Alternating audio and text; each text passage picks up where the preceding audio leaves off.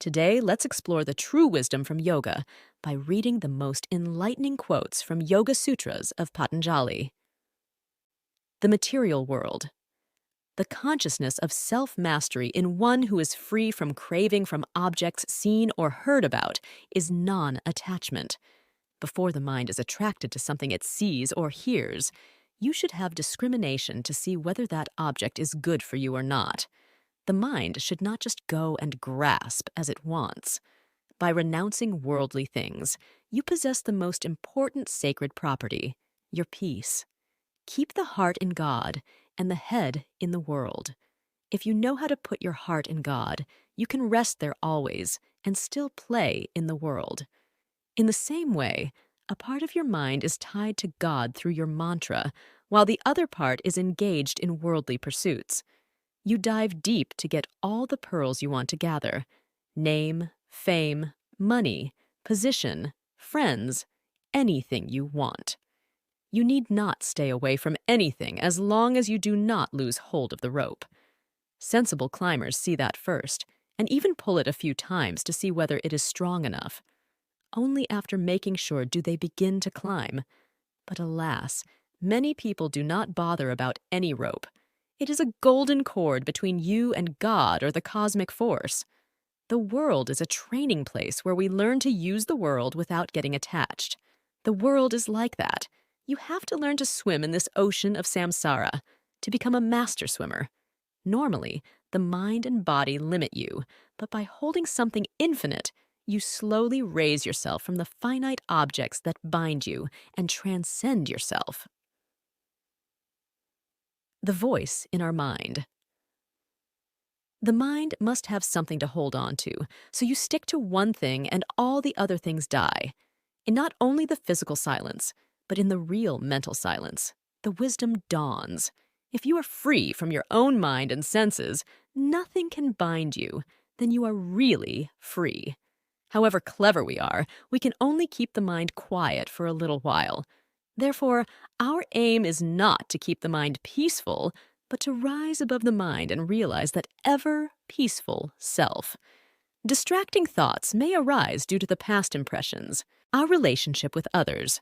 Speak what is true, speak what is pleasant. The pure, selfless desire has no expectation. When the mind is free from personal interest, we do our work well and feel joyful. So we should always have the key of friendliness when we see happy people. Appreciate the virtuous qualities from them and try to cultivate them in your own life. Show sympathy towards unfortunate people and ignore wicked people. The challenges in life.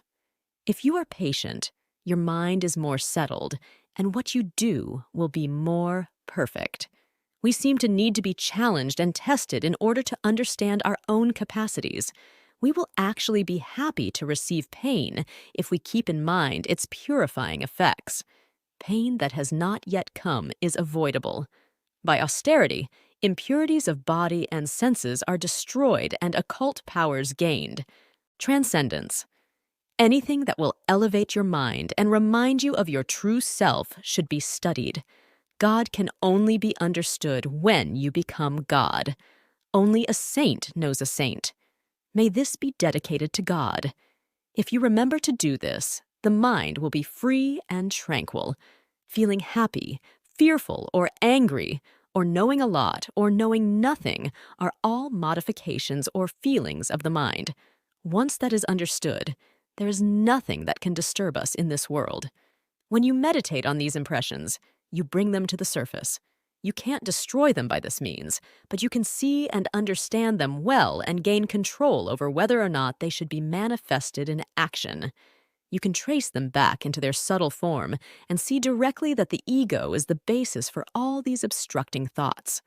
The richest person is the one with a cool mind, free of tension and anxiety. Impermanence. If something changes, we should let it go.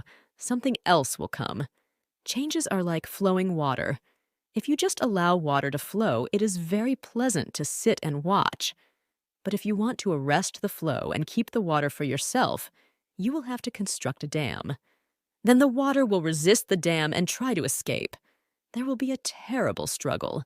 All life is a passing show. If we want to hold it, even for a minute, we will feel tension. When we just allow things to pass, we are free. Things will just come and go while retaining our peace. Convey every work into yoga with the magic wand of the right attitude. Through the body, we can put a brake on the mind. I hope you enjoyed today's sharing. See you in the next video.